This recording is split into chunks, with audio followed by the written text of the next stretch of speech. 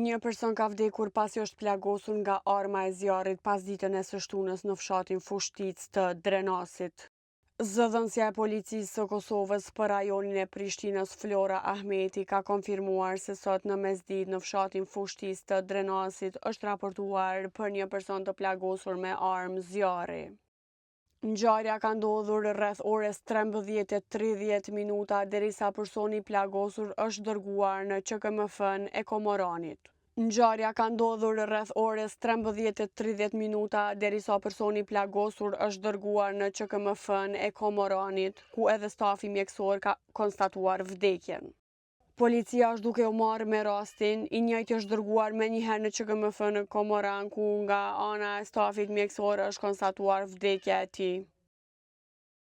Njësitet policore kanë dalë në vend ngjarje dhe në koordinim me prokurorinë e shtetit janë duke u marrë me hetimin e të gjitha rrethanave që lidhen me rastin, ka thënë Flora Ahmeti.